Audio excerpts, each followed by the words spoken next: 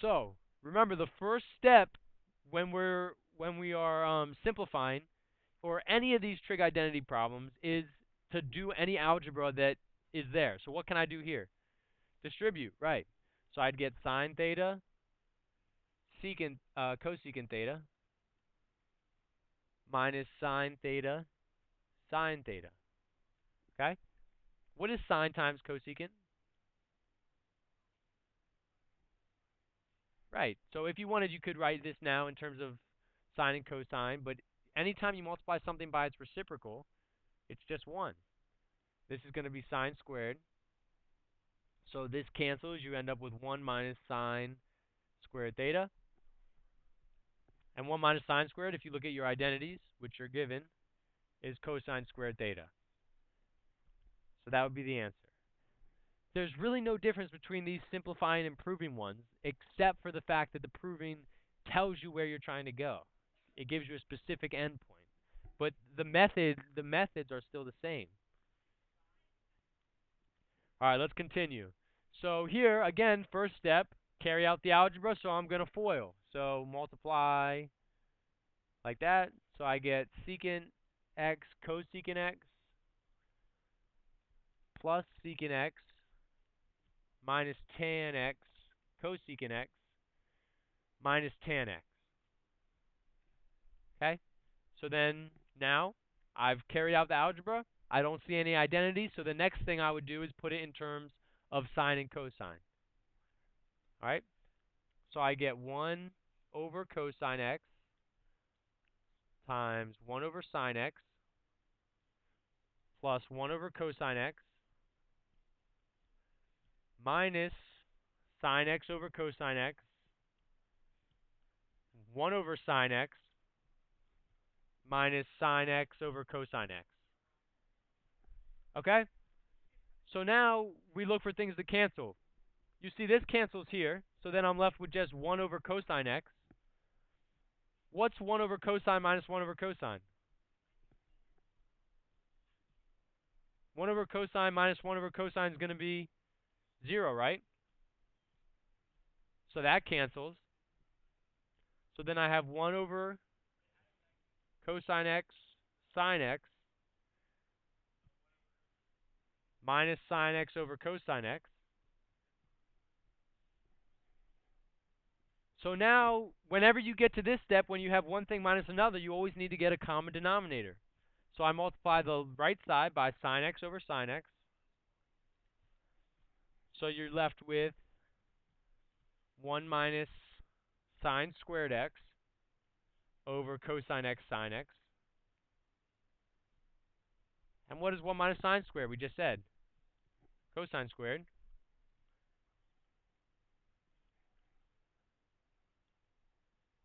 Okay. And now what can I do there? Right. Take out a square, take out a cosine. So you're left with cosine x over sine x, which equals, not tangent, cotangent x. Good. All right? All right. So here we need to simplify. So what do you think we should do? Because it's addition. Right, so get a common denominator. When you're adding fractions, get a common denominator. So multiply this by 1 plus cosine. And multiply this by sine. And we'll see if anything works out in our favor. So we get sine squared theta, right? That's what this ends up being. Here I'm squaring this, so I get plus 1 plus 2 cosine theta plus cosine squared theta all over 1 plus cosine theta sine theta. What can I do up top now? What do I have that I always like to see? Right. Sine squared plus cosine squared equals 1. Sine squared plus cosine squared is 1. So I get 2, because 1 plus 1 is 2, plus 2 cosine theta over 1 plus cosine theta sine theta. Now you should see that I have an opportunity to cancel out this 1 plus cosine theta. What do I have to do before I can do that? What can I take out of these two? A 2, right. So you take out a 2, 1 plus cosine theta over 1 plus cosine theta sine theta. So these cancel. And then you're left with 2 over sine theta, which equals what? What is 1 over sine? So what's 2 over sine going to be? 2 cosecant. All right? Next one. Secant y plus cosecant y over 1 plus tangent y. So here, secant y, cosecant, I don't have any identities. I'm not adding anything, so I can't get a common denominator. There's no algebra to do, so what's the next step? Put everything in sine and cosine, right. So 1 over cosine x plus 1 over sine x over 1 over 1 plus sine x over cosine x, or y. I put x's, doesn't matter. So now what do you think I should do? Common denominator, right. I'm adding fractions here and here, so I need to get a common denominator. So I multiply 1 by cosine over cosine, and I multiply 1 over cosine by sine over sine, and 1 over sine by cosine over cosine. So what I'm going to get is sine x plus cosine x, that's from my numerator, over sine x cosine x,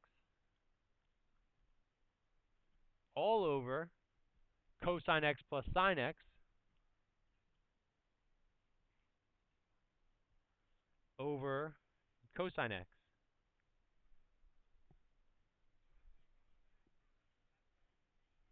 And then now I have a complex fraction, so what should I do? Multiply by the reciprocal. So multiply by cosine x plus sine x, multiply by cosine x over cosine x plus sine x. Those cancel because anytime you multiply by the reciprocal, the denominator cancels. These cancel, right? Sine plus cosine is the same as cosine plus sine. And then the cosines cancel.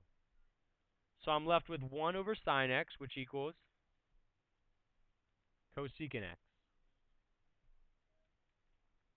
All right, now we get into the factoring ones.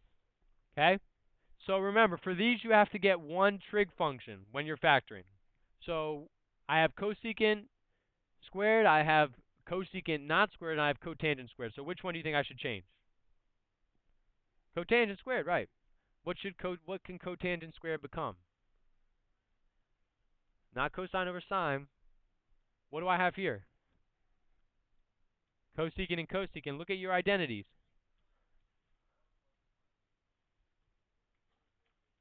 And you'll be given these identities, remember, on the test. Yeah, you'll be given these identities. No, these three you'd be given. So cotangent is cosecant squared minus 1.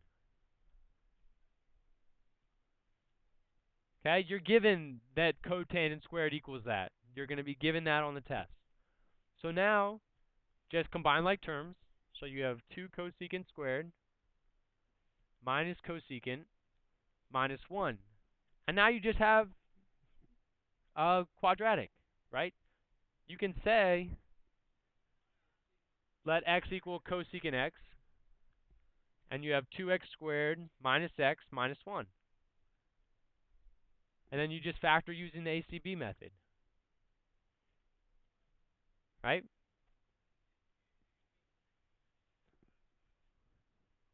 Well, there's going to be two answers, 2 factors. So AC would be -2, B would be -1.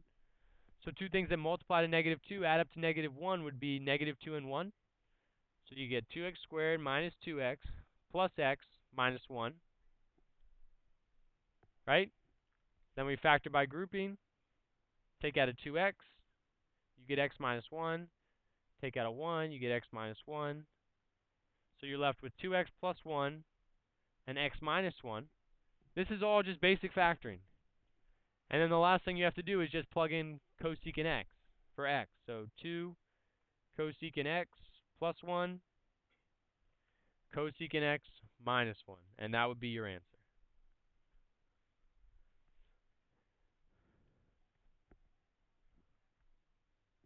Right.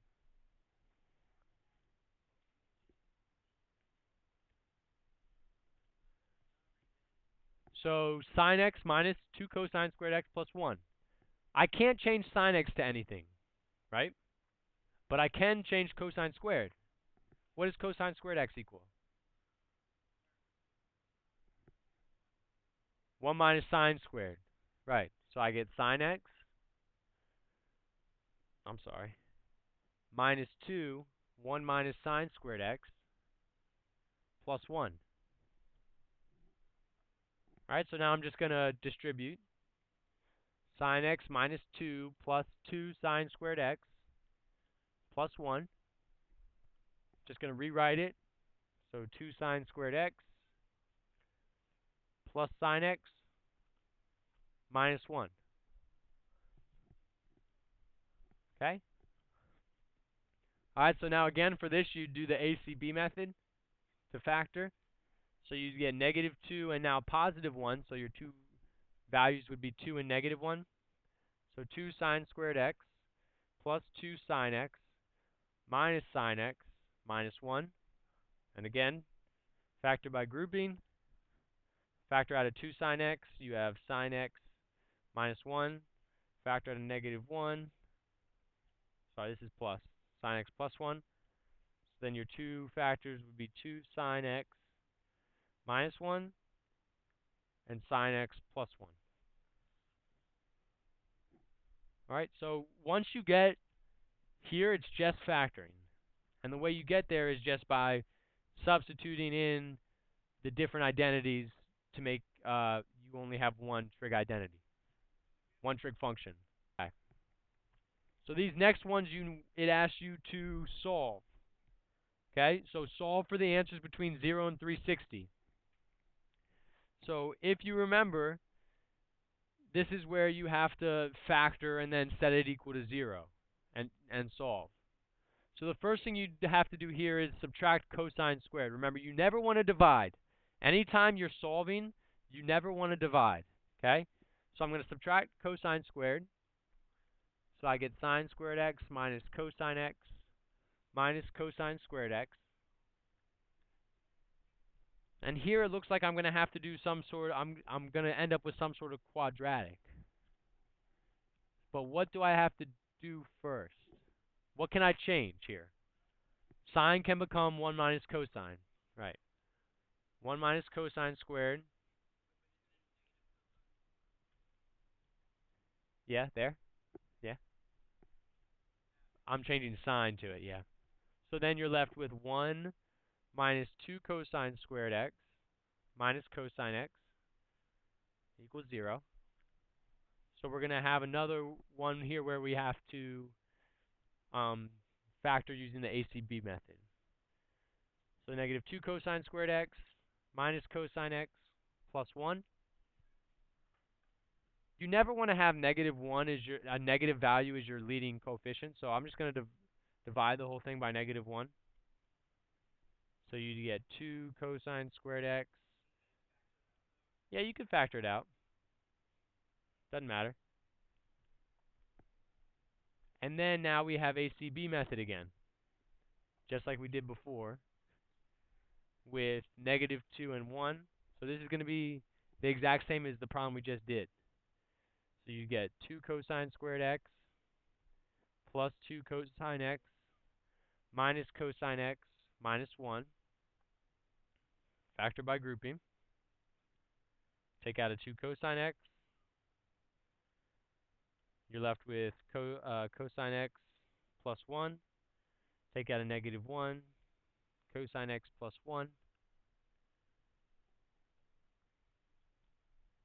So now here we have 2 cosine x minus 1 and cos x plus 1. And once you're here now, you have to set each of those equal to 0 separately. So you'd say 2 cosine x minus 1 equals 0, and cosine x plus 1 equals 0. And then you solve. So here you'd add 1, divide by 2.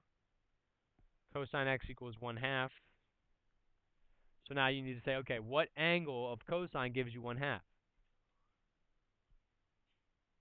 30. Right. 30 degrees. Yeah, 60 degrees. 60. So you can just look at your chart for that. 60 degrees. And then remember, you have to look at your graph. Where else is cosine going to be positive? What quadrant? All, that's where the 60 is. Where cosine, right. So I need to have a 60-degree reference angle here. So what would this angle be? 300, right. And then here, cosine x equals -1. That only happens at one point.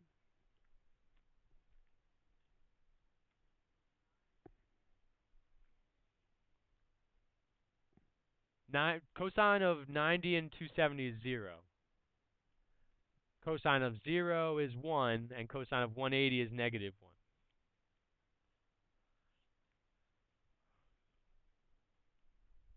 All right?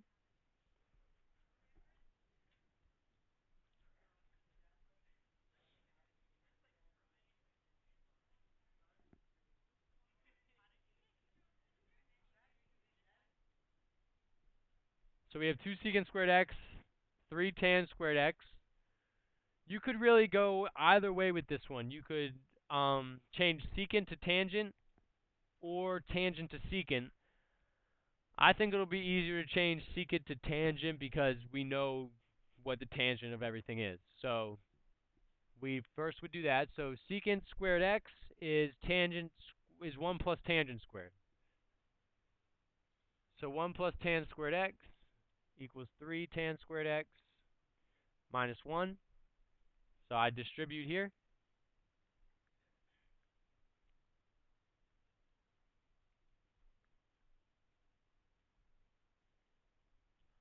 Then I just combine like terms. So I'd subtract 2 tangent x, subtract 2. So I'd get tan squared x. That's only for proving. How do you know if it's proving? Because it says proving. It says prove. So now remember, this is solving. So you want to solve for x. So isolate x. So add 3. Right? So 3 equals tan squared x. Take the square root. So plus or minus root 3 equals tangent of x. And if you look at your chart, you can see, when does the tangent equal root 3? 60 degrees. Right. So x equals... Right. So since it's plus or minus, it's going to be in every quadrant. So that's going to be 60 degrees, 120, 240, and 300. That's just 60-degree reference angle in all 4 quadrants. So 9 is very similar to the last one we did. So the first step would just be divide by 4. So cosine squared x equals 3/4. Then remember, we're trying to solve for x, so you take the square root. So you get cosine x equals plus or minus square root of 3/4. But what? Right. What's the square root of 4? 2. Right. So cosine x equals plus or minus root 3/2. And lucky for us, we know that's one from our chart. Cosine equals root 3/2 at 30 degrees, right? And then it's plus or minus, so it's going to be in all 4 quadrants. So 30, 150, 210, and 330.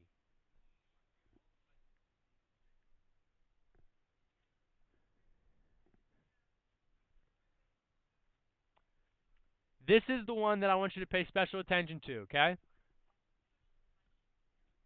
A lot of your guys' first steps here would be to divide by sine x, but when you're solving, you cannot divide. Right, we have to subtract sine x, okay? Do not divide here.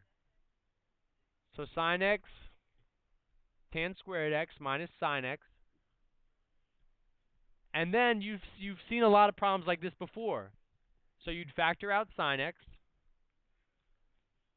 You get tan squared x minus 1 equals 0, right? And then you just set each one separately equal to 0. So sine x equals 0. You get the minus 1 when you take a sine out of negative sine x. Because it's a placeholder. Think of if you were to distribute back, you have to get this. Because we're not proving here, we're solving.